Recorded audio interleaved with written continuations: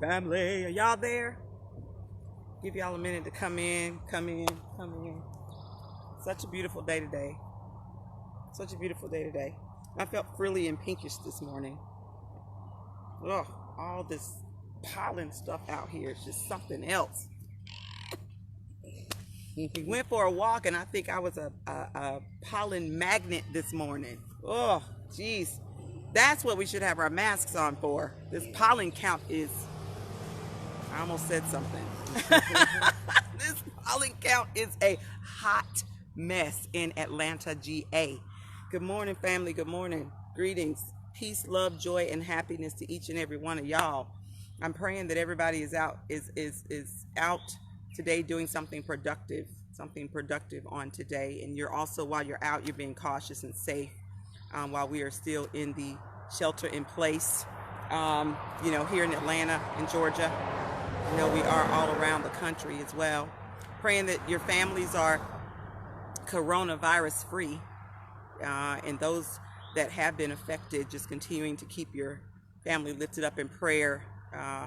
Me, my team, my tribe of prayer soldieresses, we are always praying for, interceding in prayer for everyone. And so please continue to keep us lifted up in prayer also. So I went for a walk this morning. Okay. I'm starting to do this walk thing again. Okay. It's amazing how you find all these things you need to do and should have been doing when you're forced to figure this thing out, right? Like we should be doing that anyway. Should have been doing this before the shelter in place thing. But okay, no judging. Don't judge me. Okay. But anyway, so I was out walking this morning, and obviously I put this shirt on. Not thinking, obviously, I just grabbed the shirt that was on the top of my t-shirt drawer, and it was this one, Why I Vote. So as I'm walking, me and God are talking, and I'm like, okay, God, what do you want me to talk about this morning? What should I bring as an inspiration to my friends, my Facebook friends, my Facebook family? What should I say? And he said, what's their why? What is their why? And I started thinking, like, okay, yeah, that's why you had me put this shirt on. I thought I was doing something by pulling it first out of the drawer, but no, it was not me. It was all you, God. So I'm like, okay, the excitement that we have about why we vote, and for some of us, why we don't vote, okay, you've got some conviction there as to why you do it, okay? You've got some conviction there as to how strong you are to get, for us in Georgia, you get that peach sticker that we stick on that says I voted, okay, or whatever state you're in, whatever representation you have that you can put somewhere that everybody knows that you voted, okay? Some of us, it's for the then and now. Some of us, because we've been following all the politics, and I'm going somewhere with this, okay, walk with me here. But some of us, it's because of all the political things you've been paying attention to over the years. Some of it is because, it's been ingrained in your family, is what your why is. Some of it, you've got some interest because you're at a certain tax bracket, There's some reasons why you vote. Some of it is cultural, okay. I know many people voted for Barack for many reasons. I know many people voted for number 45 for many, many, many reasons. Okay, I know that. I'm not going to go there, okay? Because that will take us down a rabbit hole that I will not be able to pull myself out of today. Or maybe I'll choose not to. Anyway, but there's a reason why we do what we do in all facets of our life. Not just in this shirt right here for the Why I Vote. I looked at it. We've got Rosa Parks on this shirt. Martin Luther King is on this shirt. We've got I Am That I Am.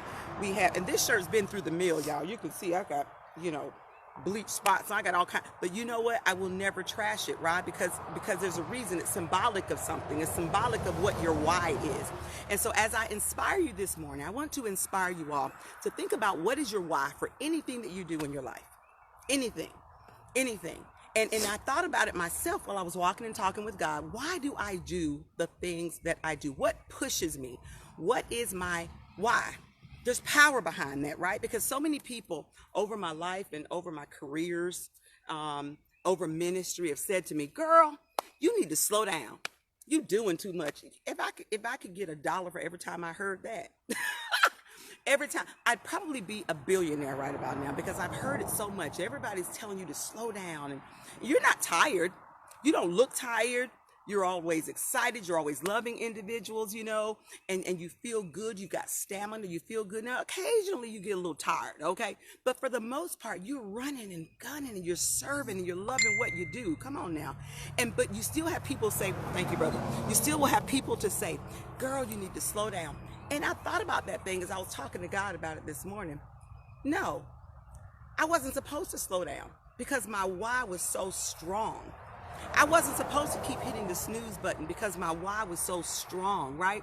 My why was my children, okay? I wanted to set an example for them. I wanted to show them that no matter what happens in your life, you continue to love people. You can continue to serve. You continue to help people get where they want to go. Because if you get enough people where they want to go, God is going to make sure you go where you're supposed to go.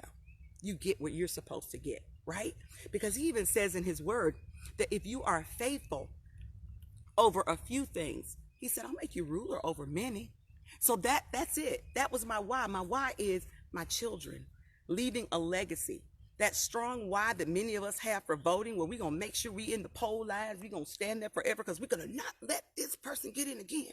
Or we're going to make sure that we have a black president. I said it. Or we're going to make sure we do this on a local county level, blah, blah, blah. But yet and still, when it comes to ministry, when it comes to serving your sister or your brother, and I'm making no friends on this one because, you know, God was talking to me on this one, right? But when it comes to making sure that you leave a legacy for your children, for your parents, who you don't want them to work until they're, 92 as a greeter at Walmart, right? So you do those things. You help other people get where they want to go, okay? You inspire other people. You might do a whole lot of things for free. There's a whole bunch of stuff you might do for free because, listen, it's all about service. And you already know where your accountability partner comes from, right? And so that's me. And that should be you too. So what is your why? What keeps you from hitting the snooze button all the time? What keeps you from laying in the bed all the time? Is it all about you? Or is it about somebody else? Is it about your children? Is it about, maybe you don't have children. Maybe it's about leaving a legacy for people that you mentor. Okay? Is it about the world? Is it about other women that you want to inspire? Is it about other men that you want to encourage? Hey, the coaches in the world, all that. What is your why? What makes you have power behind what you're doing? What makes you go 120%? What makes you pray more? Come on. Oh my God. Come on. We got to talk about that one. We got to talk about that one. Because we'll pray before we eat. I had to go there. That's why do we pray before we eat? Is it habit? Or is it real? Come on, somebody. So even in this time right now, what is causing us to be more intentional about our prayer life? What's the why behind it? What is the why? Because somebody told you? Because you stumped your toe? Because somebody cut you off in traffic or whatever? Well, we ain't got no traffic right now, but what is that?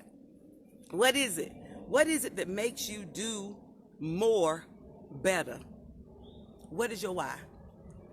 What is your why? What is your why? I want you all to type in comments right now. What is your why? What drives you? I know for me, I'm going to say this for me real quick, and I'm praying that you're typing in comments right now. But for me, I used to take Kennedy's clothes with me when I traveled all around the world. I had my share of doing that stuff. And I used to take Kennedy's clothes with me when she was 2 and 3 years old. I used to do the same thing for Kayla. When Kayla was little, I used to take her clothes with me because, your kids, they have this little scent to themselves, and I'm like, I'm holding her teddy bears and I'm holding her. Back then it was, what's the purple dude? Barney. I used to hold Kennedy's Barney and her Dora Explorer dolls. I used to take them with me. And I know people thought I was crazy, but they were my why. And Kayla, she was the Teletubbies. Oh my God, it was so funny. And even Kennedy was the Power Rangers. And my son, oh my God, he was Transformers more than meets the eye. But those little things didn't have no odor to them. I couldn't tell they were my sons except for all the gunk from the candy and stuff. But I tell you, even something that simple, they were my why. They were my why. God was my center, but my family was my why. I wanted them to see how I provided for them. I wanted them to see how I loved other people. I wanted them to see how I responded when things went wrong. I wanted them to see how what I was made of, what my character was made of, how to interact with people. I even began to take them on jobs with me so that they could see adult conversation. I wasn't doing that. Speak when spoken to. Shut up. Get in the corner, little girl. No, I was like, come on, embrace. I want you to hear the conversation that adults are having. And so that was all around that. I want you to see me pray. I want you to see what happens when somebody cuts me off in traffic. Life. So they were my why. So I ask you, what is your why? What drives you to make the decisions that you make? What drives you to do better on your job? What drives you to do better in your ministry? Type that in comment section right now if you would. I know many of you have already started some watch parties, but I'm going to ask you, if you haven't, to please do that also. But we want to find out what's our why? Thank you, brother. What's our why? What drives you? What drives you to make the decisions that you make? Is it all about you? Is it all about you and you and you? You don't care about nobody else. So I'm going to do what I want to do. I'm going to say what I want to say and wonder why we don't get where we're trying to go. Wonder why we're not blessed. Wonder why our connections are not stronger. Wonder why our resources are not growing. Wonder why we're at the same old job forever and we feel like there's nothing that's going on in our life. There's no oomph in our life. There's no go-get-itness in our life. We're not leaving a legacy for anybody. We're not encouraging, inspiring anybody by our walk. Not our talk, but by our walk. So, that's from me, from God to me, to you. What is your why? What is your why? And you know what? You ain't even got to type it in here for me. I particularly, that's on you. But you decide what your why is. If it causes you to move, if it causes you to think, if it causes you to act, then it's all good. It's all God. Amen. And so my prayer is just that you encourage others to figure out their why. What drives them every day? What is that why? What keeps them going strong? No matter what people say, no matter how they look, no matter what they do, okay? No matter what's going on in your situation, you are not moved because your why is so strong. It could be cultural, it could be your family, it could be whatever it is. But what is your why? What is it? What is it? What makes you tick? What makes you go? What makes you do? What makes you be happy all the time? Somebody look at you and say boo. Oh my God, they say boo and then you want to jump down their throat. You don't have a strong enough why. You just don't. I'm just here to tell you, your why is not strong enough. I realized that myself. I was even tested yesterday. My first reaction, that's what the enemy wants, for you to go in, dive in wrong. When your kids are watching you, friends watching you, your co-workers are watching you, the enemy wants you to go, I'm going to be angry, I'm going to be mad, I'm going to go in. I'm like, that's not of God. It's not of God. And it's also not a strong enough why. Your why is going to make you stop and think. It's going to make you stop and pause. It's going to make you be more calculated about your responses. It's going to make you think, wait a minute, who should I call first? Wait. Call on the Lord. Should I pray first? Yes, you should pray first. What should I say? Should I call that person first before I send that message out? How should I operate with this thing? Or is it all about me? Is it for the greater good? Who's watching me? Who is going to be inspired by my actions, not my talk, not my title? Who's going to be inspired by that? Okay? And something I've been thinking about, especially, and I'm going to close with this, but something I've been thinking about, for many of you who've read my book, many of you haven't, and that's okay too, but many of you have read my book, and my book is called Unapologetically Me, Powered for His Purpose. And I've been thinking about that thing as I was walking this morning, like, all these things that I've been through in my life, and still going through some of them, because the enemy's busy, and God is busier, He's greater, and He's still protecting me. But many of these things that I've gone through have truly taught me, don't do the same garbage over and over and over again. I look back and I go, God, I understand why you have me in this place of receipt. Because you want me to reflect on my past and how I responded to certain things. There's always an opportunity to level up. There's always an opportunity to be a better who He created you to be. There's always that opportunity. And so I look back over my life and go, wait a minute, girl. God truly anointed you. You went through all that stuff. You're still sane. You still have your joy. Oh my God, you still have a firm why. Your daughter's still watching how you operate when trouble comes your way. She's still watching how you operate when you're trying to figure out how you're going to put the meal. She's still watching how you operate when you're planning, you're being diligent about doing free things for people.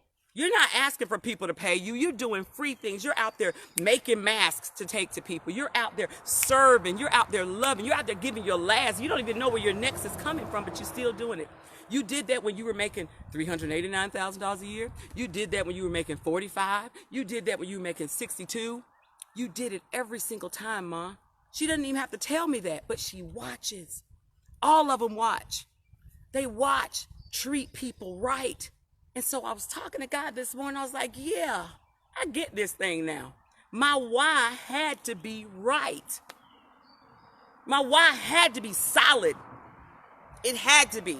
So even if I got mad about something, even if somebody did some crazy stuff, said some crazy stuff, okay, I might get mad just that hot second, but I have to pull myself out quick because my why was strong. I can't let my daughter see me come home turning over tables today. Not today. Okay? I can't let my friends see me crumble. No. They want to say, what are you made of? Who you serving? What you doing? What's your why?